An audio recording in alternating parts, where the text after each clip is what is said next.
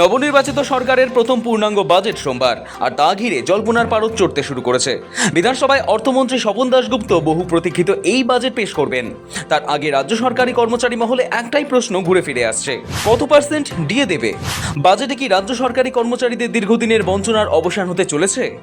নবান্নের আনাচে কানাচ থেকে দূর জেলার সরকারি অফিস সর্বত্র কান পাতলেই শোনা যাচ্ছে ডিএ নিয়ে ফিসফাস। তবে অনেকেই বলছেন, রাজ্যের আর্থিক স্বাস্থ্যের যা হাল, তাতে বকেয়া 42% ডিএ এক ধাক্কায় মিটিয়ে দেওয়া কোনোভাবেই সম্ভব নয়। সেক্ষেত্রে রাজ্যের অর্থমন্ত্রী স্বপন দাশগুপ্ত 10 থেকে 12% ডিএ ঘোষণা করতে পারেন।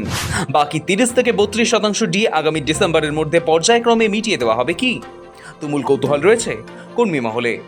অনেকে মনে করছেন 3টি পর্যায়ে সম্পূর্ণ বকেয়া মিটিয়ে দেওয়া হবে, না হলে মুখ্যমন্ত্রী শুভেন্দু অধিকারীর প্রতিশ্রুতি অনুযায়ী 2027 জানুয়ারিতে সপ্তম বেতন কমিশন চালু করা সম্ভব হবে না। সুপ্রিম কোর্টের নির্দেশ কি বলছে? সুপ্রিম কোর্টের নির্দেশে 2008 থেকে 2019 পর্যন্ত ডিএ খাতে বকেয়া 41,777 কোটি টাকার মধ্যে রাজ্য মাত্র 6,400 কোটি টাকা মিটিয়েছে। 2016 থেকে 2019 পর্যন্ত বকেয়া ডিএ পেয়েছে বড় সংখ্যক কর্মী ও পেনশনভোগী। এই খাতে বাকি 35,377 কোটি টাকা মেটানোর চাপ রয়েছে রাজ্যের কাঁধে। তার সঙ্গে যুক্ত হবে কেন্দ্রের সঙ্গে ডিএর ফারাক মেটানোর জন্য খরচ। প্রশাসনিক মহলে গুঞ্জন, ডিএ মেটাতে 40,000 কোটি টাকার একটি বিশেষ তহবিল তৈরি করেছে রাজ্য। গত 1 জুন রাজ্যের নবনির্বাচিত মুখ্যমন্ত্রী শুভেন্দু অধিকারীর সঙ্গে সরকারি কর্মচারী সংগঠনগুলির বৈঠক হয়। সূত্রের খবর, বৈঠকে সরকারি কর্মীদের মুখ্যমন্ত্রী আশ্বাস দিয়েছিলেন, ষষ্ঠ বেতন কমিশনের ভিত্তিতে থাকা বকেয়া ডিএ নিয়ে 22 জুন পেশ হতে চলা রাজ্য বাজেটে সুখবর আসবে। যদিও রাজ্যের আর্থিক পরিস্থিতির কথা চিন্তা করে বকেয়া 42% ডিএ এক লপ্তে মিটিয়ে দেওয়া কোনোভাবেই সম্ভব নয় বলে মনে করা হচ্ছে। তাহলে কতটা ফারাক বুঝবে? বর্তমানে সকলে বাজেটের দিকে চেয়ে রয়েছেন।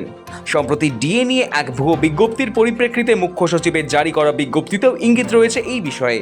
সেই বিজ্ঞপ্তির একেবারে শেষ অনুচ্ছেদে ডিএ নিয়ে রাজ্য সরকারি কর্মচারী এবং অবসরপ্রাপ্ত কর্মীদের উদ্দেশ্যে বিশেষ বার্তা দিয়ে মুখ্য সচিব মনোজ কুমার আগরওয়াল বলেছিলেন, যে কোনো অফিসিয়াল ঘোষণার জন্য 22 জুন 2026 তারিখে পেশ হতে চলা রাজ্য বাজেট পর্যন্ত ধৈর্য ধরে অপেক্ষা করুন। মুখ্য সচিবের এই বার্তার পর বাজেটের ডিএ বৃদ্ধির জল্পনা আরও জোরালো হয়েছে। তবে কত শতাংশ মহার্ঘ ভাতা বাড়ানো হতে পারে সেই নিয়ে কোনো স্পষ্ট কিছু এখনো জানানো হয়নি। তাই সব মিলিয়ে চোখ 22 জুনের দিকেই। ব্যুরো রিপোর্ট, সময়, কলকাতা।